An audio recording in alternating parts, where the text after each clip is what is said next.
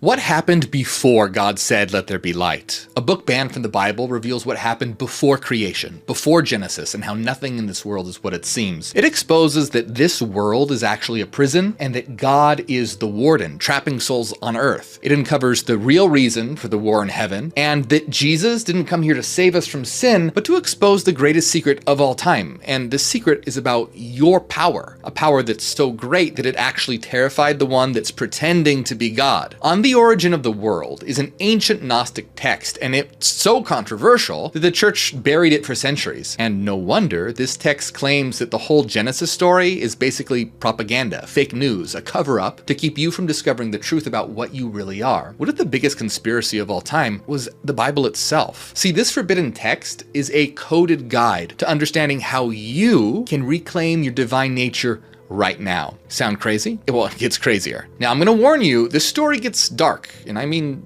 really dark. We're talking about a God who traps humans and then rigs the game so that you never figure out how to escape. It basically makes you wonder if Saw was inspired by the Old Testament. But here's the good news, it's not all doom and gloom, because in this story is the key to liberation, a way to wake up from the nightmare and reclaim your divinity. On the Origin of the World is a text that was discovered in 1945, buried near the tombs of Egypt, and it dates back to somewhere around the 3rd century CE, and it begins by telling the reader that most people believe nothing existed before chaos and darkness. The text says, "Everybody, gods of the world and mankind, says that nothing existed prior to chaos. I shall demonstrate that they are all mistaken. Welcome to the secret history before Genesis." My name is Morg. I'm an ex-Christian revealing hidden knowledge the church doesn't want you to know. And On the Origin of the World reveals a hidden reality before creation, where all that existed was an eternal realm of pure light. There was no conflict, no darkness, no suffering, just pure divine harmony. And guess what didn't exist yet? The God of the Bible. He wasn't even around. In this account, the real eternal force, the true God, wasn't a person, wasn't some figure in the clouds, but pure light itself, the source, what the Gnostics called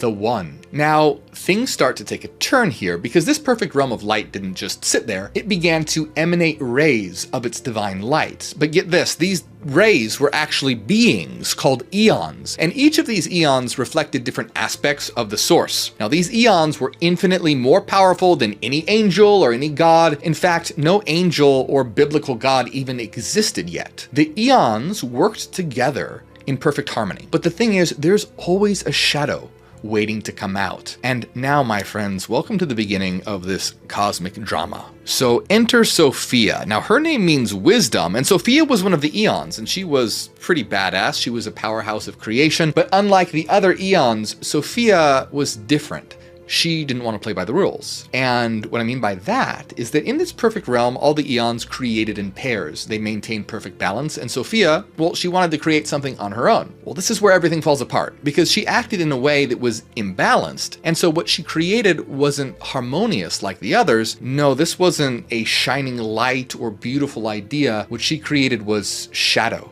a malformed, chaotic force. And this was kind of like a divine glitch in the Matrix, a cosmic mistake that couldn't be undone. But this shadow wasn't just some harmless byproduct. It was a living, breathing force of chaos. It was an anomaly, a being of darkness that couldn't harmonize with the eternal realms of light. Now, for the first time, reality wasn't unified. This shadow introduced conflict, division, imbalance, and a chain reaction that would ripple through everything. But here's the worst part. This shadow, it didn't just sit there, it wanted power. So from this shadow would come the self-proclaimed God of the material world, a being that was so arrogant, so envious, and so blinded by its own arrogance that it would dare to declare itself the one true God. And this is where things really take a turn here, because Sophia, the divine being of wisdom, she acts without permission, creates a shadow, and then from that shadow, a being known as Yaldabaoth is born. Now, the Gnostics describe Yaldabaoth as having the body of a dragon, the head of a lion, with eyes that flashed like lightning bolts. Now, Yaldabaoth isn't totally aware of the realms of light, but he can sense that there's something out there greater than him, and so he gets jealous. He looks around at the void and sees nothing but himself, and so declares, "I am God and there is no other." Now, if this sounds familiar, it should, because that's what God says in the Bible all the time. A lot. Sounds to me like someone needs a therapy session. Now, this is where the Gnostics would say that Yaldabaoth goes horribly wrong. Declaring himself the one true God, that was a big mistake. In the Gnostic view, this isn't an act of power, it's sin. Because according to them, we're all divine. We'll get to that in a moment. But every one of us is a fragment of the eternal light. So for one being to say, "I'm the only God, worship me," is essentially the worst sin possible because it denies the divinity of everything else. On The Origin of the World says, "And when he said this, he sinned against all the immortal beings." In other words, congratulations, you're the first one to commit blasphemy. So what does Yaldabaoth do with his newfound delusion of grandeur? Well, he decides to create, and he takes the formless chaos around him, matter without spirit, and shapes it into heaven and earth. But this isn't some grand, benevolent act of creation like how it's described in the Bible. This is a being trying to make a throne for itself. Now, Yaldabaoth doesn't stop at creating heaven. He decides to make some offspring, because every self-proclaimed god needs minions and henchmen, right? And so get this, he names them, it's kind of weird, by the sounds they make as they're born. So when one of them goes E, Yaldabaoth decides, great, your name is Iao. And his second son says and he gets named Eloi. And the third, he makes a sound like ass. Hey, I didn't write this. So naturally, he's called Astapheos. I mean, you really can't make this up. Now, there was another son whose name was Sabaoth, and he's extremely important, so we'll get back to him in a minute. But altogether, these beings of darkness form what are known as the 7 archons, and they're not exactly the Justice League. Archon literally means ruler, and they're described as androgynous, embodying both masculine and feminine traits. Now, this is a theme that you're going to see a lot in Gnosticism, the unification of opposites. But don't let that fool you into thinking that these are some balanced, enlightened beings. No, these are the architects, the rulers of chaos. So, while these beings are inherently chaotic and destructive, they're also modeled after the divine pattern from the higher realms. It's kind of like someone took a perfect blueprint and made a distorted, glitchy version. They're powerful, sure, but they're not divine. See, On the Origin of the World flips everything on its head. Heaven and earth aren't divine creations, but malformed prisons made by a delusional being. And the angels? Not divine beings, but archons, rulers of chaos. Even Yaldabaoth, this supposed God, is revealed to be blind, arrogant, and totally unaware of the higher realms of light. It's no wonder the church didn't want this narrative floating around. See, the Gnostics weren't just spinning wild tales for the sake of it. These stories are metaphors for the human condition and for the struggles that we face in understanding who we really are. So as we peel back the layers of this story, you're going to see how it's actually transmitting a deep secret about your true self. What is that secret? We'll get to that. But first, what if the real war in heaven wasn't about Lucifer rebelling against God out of pride, but something else entirely? Let's talk about Sabaoth. Now, he's interesting. This is Yaldabaoth's son. So Yaldabaoth, the god of the Bible, just got done creating the heavens and the earth and the angels, or archons, and there's Sabaoth just hanging out in Yaldabaoth's do-it-yourself chaos-fueled universe, but he hears something that changes everything. See, Yaldabaoth is there in the middle of this creation, and he's getting a kick out of all the angels worshiping him. And so what does he do? Well, the usual. He tells him that he's the only God. The text says, and he was honored by all the army of angels. He was delighted and continually boasted, saying to them, "It is I who am God, and there is no other." But guess what happened? His mommy heard him, and she was pissed. The text says, when Sophia saw the impiety of the chief ruler, she was filled with anger. She was invisible. She said, "You are mistaken, Samael," that is, blind God. So being called Samael is like being called by your full name when your mom's pissed. She was calling him blind and ignorant. But guess who heard her? Sabaoth. So Sophia is basically like, hey kid, your dad's a fraud, and Sabaoth actually gets it. He sees through all the lies and the chaos, and it's kind of like when someone finally realizes that they're in a pyramid scheme or some weird cult. Sabaoth actually praises Sophia. And so in response, Sophia gives him some of the power of the realms of light. How cool is this story? He suddenly becomes illuminated. And the text says that because of this new power, he's now called the Lord of Armies. Now, this is pretty much an act of cosmic mutiny, and this starts a great war in Yaldabaoth's heavens. Now, you'll notice that sounds a lot like the revolt of Lucifer, but unlike the Christian version here, the Lucifer figure is the hero, and God is the villain. See, Sabaoth isn't some prideful, power-hungry bad guy trying to overthrow God. He's more like the rebellious kid who finally realizes, hold on a second, my dad's actually an abusive control freak who lies to everyone. I don't need to stick around for this bullshit. Now, here's where things take an unexpectedly romantic turn. So Sophia doesn't just give Sabaoth divine light and call it a day, she also introduces him to her daughter, Zoe, whose name literally means life. And let's just say Sabaoth falls hard. So together, Sabaoth and Zoe form a cosmic power couple, and she teaches him about the higher realms. With his newfound power and knowledge, Sabaoth creates a mansion that's 7 times better than any of the heavens Yaldabaoth could make. This is like the ultimate moving out of your parents' basement story, and Yaldabaoth is pissed and terrified. His own son, the one he thought he controlled, turned against him, aligned with Sophia and Zoe, and now has a realm that's more incredible than anything he could ever make. But Yaldabaoth is about to strike back. How? With death itself. Let me explain. And by the way, if you've made it this far, congrats, you're in deep now. And if you want to see how deep this rabbit hole goes, then like and subscribe, because there's a lot more to check out, and also check out my books in the description of this video before the Archons censor it. So let's set the stage here. Sabaoth, Yaldabaoth's rebellious son, has just pieced out, ditched his dad's chaotic, matter-filled kingdom, and joined Team Sophia in the higher realms of light. He's shining with wisdom, he's got Zoe as his partner, and he's building a realm that puts Yaldabaoth's crappy creation to shame. And Yaldabaoth is not happy. This guy cannot handle rejection. So what does he do? He creates death. Now, do you actually see how cool the metaphor of balance here? His son runs off with Zoe,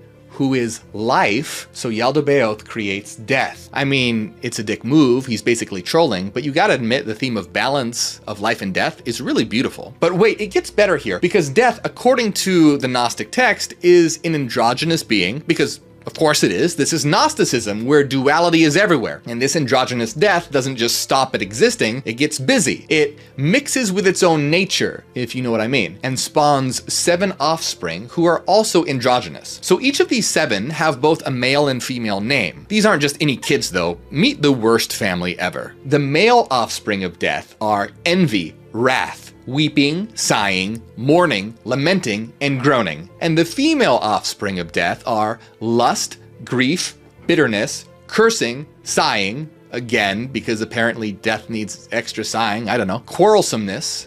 And these are all the archonic forces. These are the spiritual shackles that keep humanity enslaved. But, and this is the beautiful part, Gnosticism also teaches that death isn't the end, it's just another layer of the illusion. You see, Yaldabaoth wasn't just insecure, he was terrified, and somewhere deep down, even this false god had a suspicion that something greater than him did exist before him, and that haunted him. So what did he decide to do? He decided to test the universe. On The Origin of the World describes this, and Yaldabaoth says, "If anything has existed before me, let it appear so that we may see its light." So what happens? Immediately, a blinding light shines forth from what's called the 8th heaven, piercing through all the layers of reality, cutting through the heavens, and a human form appears within it. A being that's so incredible that Yaldabaoth was shook. This wasn't just any human, this was Adam, Eye of Light. Now let's get one thing straight. When I say Adam, I'm not talking about some guy made out of dirt wandering around with a fig leaf. See, the original Adam wasn't made of flesh, but of pure light. Think of him as the perfect human prototype, not a mortal creature, but a luminous, immortal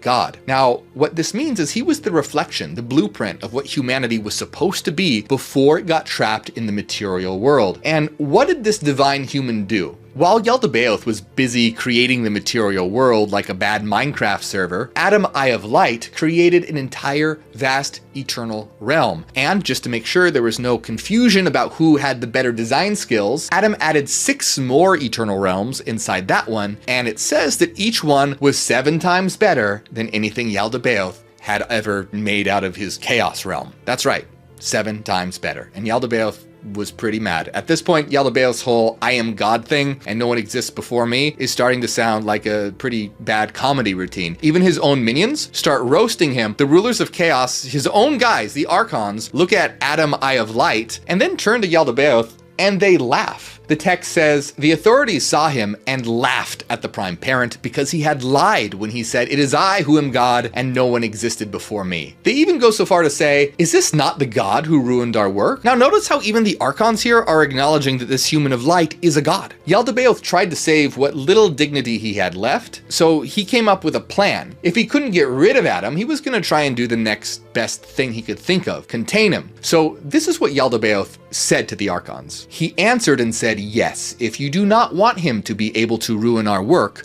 come, let us create a man out of earth. No longer will he ruin our work. Rather, we shall make those who are born out of the light our servants for all the duration of this eternal realm. Basically, he was saying, oh crap, this guy's more powerful. Let's try and trap him before he ruins everything. And so the Archons tried to make their own version of Adam, but what happens when a fake god tries to copy the real thing? Well, they didn't have any idea what they were doing. They're beings of death and destruction, not life. So they completely misunderstand the assignment because the human that they try to make is a hollow copy. It's a lifeless, soulless meat suit that just sits there, useless, like an unplugged robot. And when the Archons saw that their creation was lifeless, they left it, abandoned it, like a broken toy. Now for 40 days, it just sat there, soulless, unmoving, because they had no idea how to give it real life. But Sophia did. In fact, Sophia had a plan. See, before the Archons even made the physical body of Adam, Sophia let a drop of her light fall, and it became a human of light. And guess what this human's name was?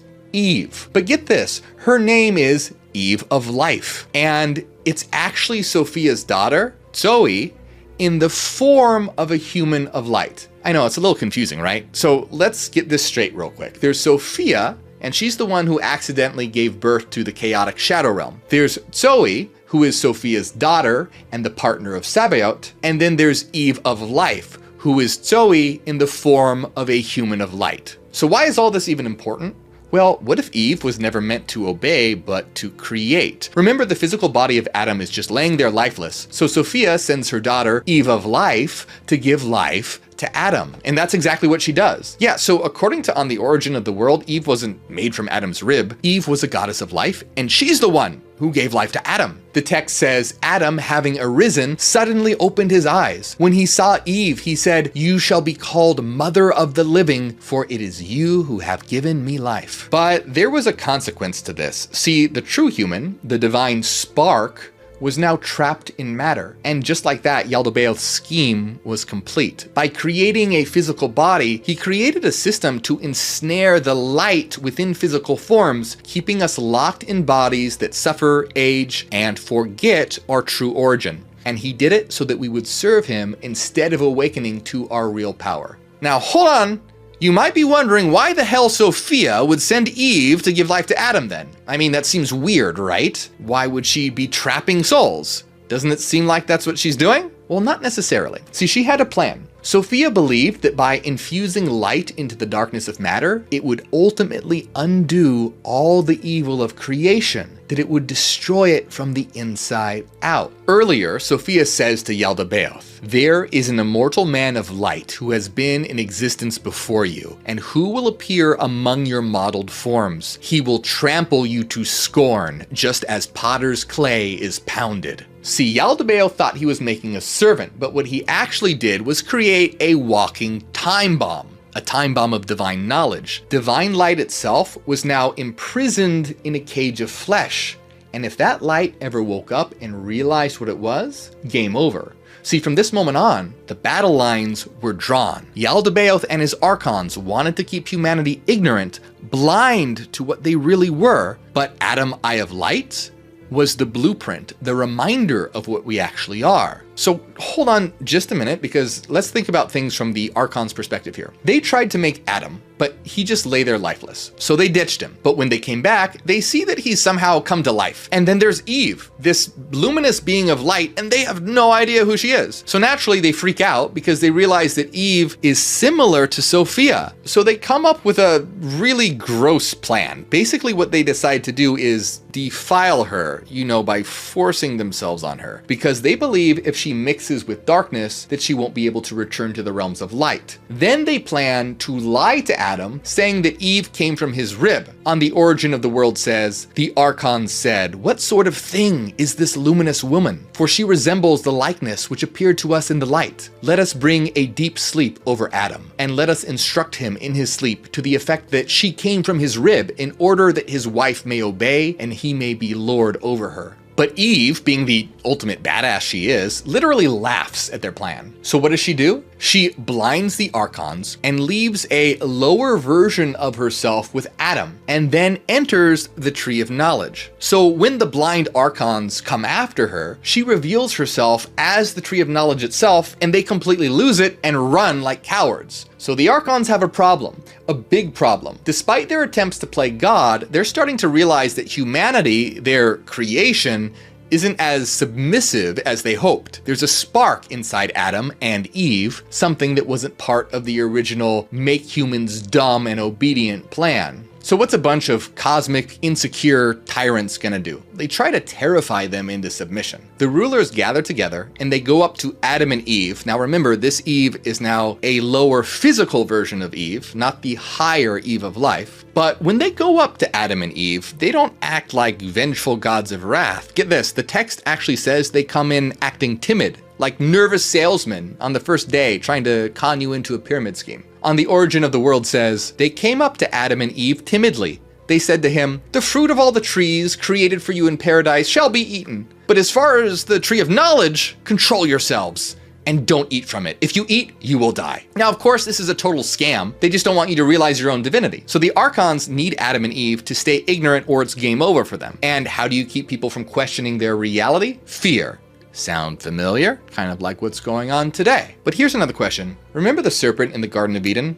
What if the serpent wasn't the villain, but the hero? Let me explain. The higher Eve, Eve of life, is about to ruin the Archon's plans. Now remember, the higher Eve is not the physical version of Eve that she left with Adam. Now the text says that she appears as the beast, which is almost certainly referring to the serpent. But it also says that her real title is the instructor, and the Archons just call her the beast because, well, they're assholes. So Eve of life, as the serpent, goes over to the lower version of herself, the physical Eve and Adam, and says, "What did God say to you? Was it, 'Do not eat from the tree of knowledge'?" The physical Eve replies, "Not only did he say, 'Do not eat from it,' but do not even touch it or else we will die." And here's what she tells them. The instructor said to her, "Do not be afraid.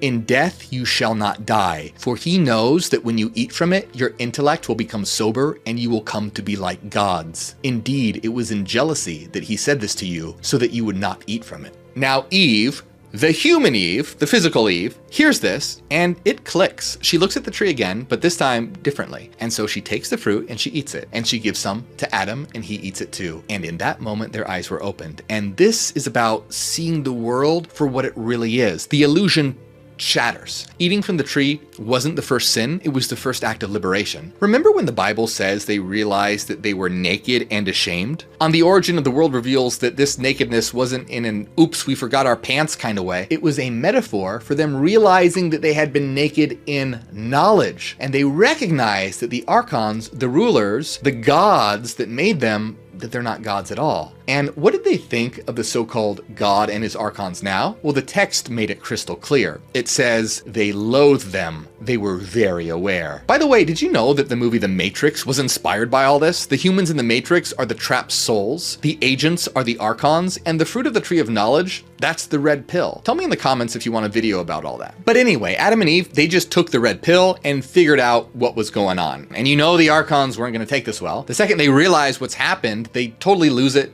earthquakes, threats, the whole fire and brimstone act. Adam and Eve, now aware, panic and hide, not because they're guilty, but because they know what's coming, that the Archons are pissed. And sure enough, the Archons show up demanding answers like some divine police force that just got outsmarted by the people they were trying to control. Yaldabaoth and the Archons want answers, and Adam is still pretty scared, and he points to Eve, who in turn points to the instructor, or the serpent, and it's total chaos. But the authorities couldn't do much to the instructor, so they curse Eve, her offspring, Adam, the earth, the crops, pretty much everything they can think of. Their curses are petty and desperate. They know that they've lost the upper hand here, and the Archons get even more paranoid. They see Adam and Eve as threats because they've gained knowledge, and what terrifies them the most? The possibility that Adam and Eve might eat from the tree of life and become immortal, fully divine beings. So what do? They kick Adam and Eve out of paradise and place fiery angels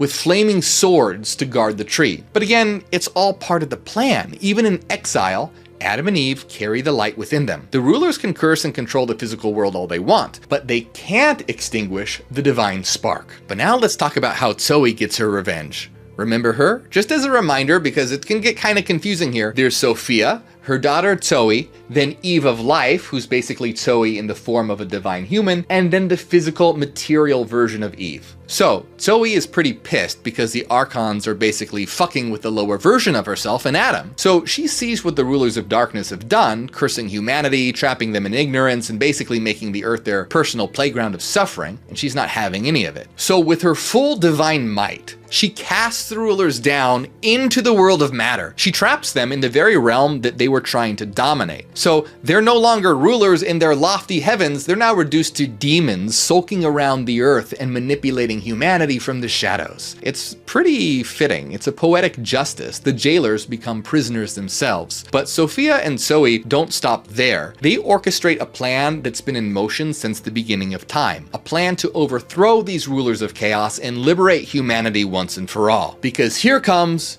Jesus, the Savior. But this is not the Jesus that you would recognize from Sunday school. This is the Gnostic Jesus, a revolutionary, a disruptor, and the ultimate opponent of the God of the Bible. See, in the Gnostic view, Jesus wasn't sent by the God of the Old Testament. In fact, he was sent to oppose that God. The God who drowns the world, demands sacrifices, and rules through fear, that's Yaldabaoth. And Jesus' message is a challenge to everything Yaldabaoth stands for. He comes here not to want worship or obedience, but to wake humanity up to its true divine nature. While Yaldabaoth says, I am a jealous God and there is no other, Jesus says, you can become like me. See, Jesus' mission is to tear down Yaldabaoth's kingdom of lies and free the divine spark in everyone by bringing knowledge. The text says, now the Word that is superior to all beings was sent for this purpose alone, that he might proclaim the unknown. He said, there is nothing hidden that is not apparent, and what has not been recognized will be recognized. And these were sent to make known what is hidden and the seven authorities of chaos and their impiety, and thus they were condemned to death. Now things are about to get real, because guess what? On the origin of the world ends with the end of the world.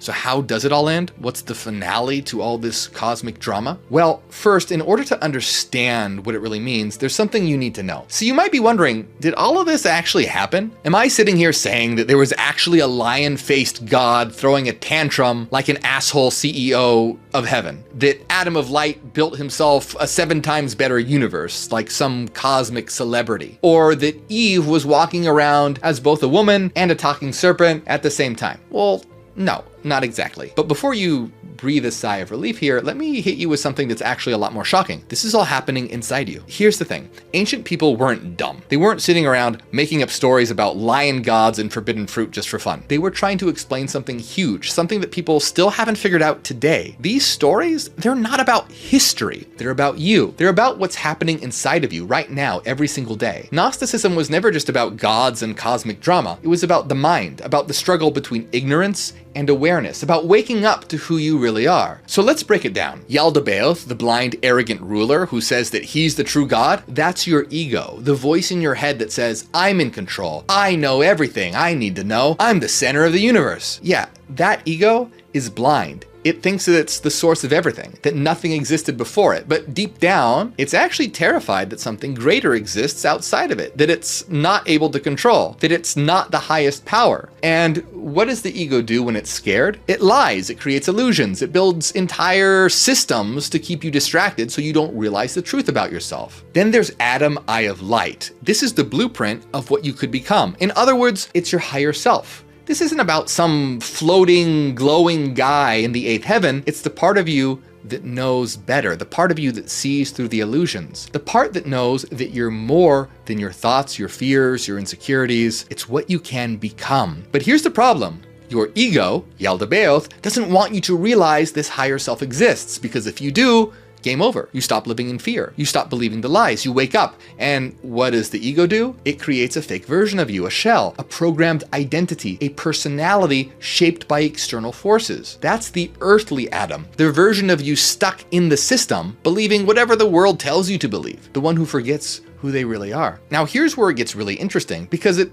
has to do with the most misunderstood character in this whole story, Eve. Because Eve isn't just a person here, she's a process. Eve is intuition, inner wisdom, that little voice in your head that says, hey, something's not right here. She's the moment that you start questioning everything. And when the archons, your fears, doubts, and programmed beliefs say, don't eat from that tree, don't ask questions, don't seek knowledge, just obey. And what does Eve do? She calls BS. Adam and Eve end up eating from the tree of knowledge, and they wake up, the illusion shatters, and suddenly you see the world and yourself as it really is. Now, let's talk about the biggest scam in history, the fall of man. Because if you really think about it, Adam and Eve didn't fall, they rose. They gained knowledge. They saw through the lies. They realized their own power. And how does the system react when someone breaks free? Panic. Earthquakes, curses, divine threats. The archons freak out and do what every controlling power structure does when it loses control. Now, this sounds a lot like what happens today when people break out of any system of control, doesn't it? So with all this in mind, what does the end of the world in our story mean? Well, On the Origin of the World says the archons' days are numbered. When humanity starts to wake up,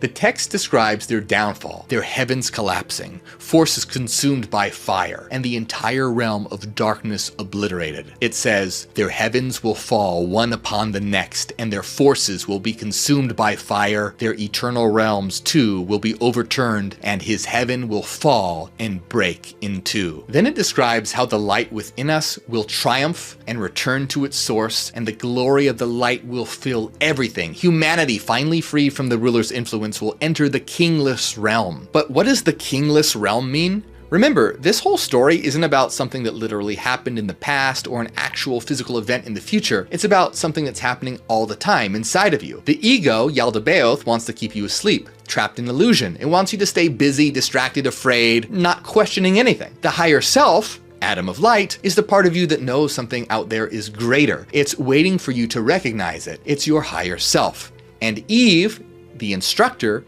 is that spark, that voice that urges you to ask and seek and awaken. So what's the kingless realm? It's a state of consciousness where we've mastered ourselves. It's a place with no rulers because we rule ourselves. It's the kingless realm. Now here's the most important part to remember about all this. Every time you choose fear over questioning, you obey the archons. You let them rule you. Every time you choose comfort over truth, you stay trapped in their system. But every time you choose to ask, to seek, to wake up, you eat the fruit. And that's the real secret. The Garden of Eden isn't a place in the past, it's in your mind. And you're still standing before that tree every single day with a choice: eat or obey. Now there's a lot more to this story, and if you want to know the real reason that God destroyed Sodom and Gomorrah, watch my video on it now.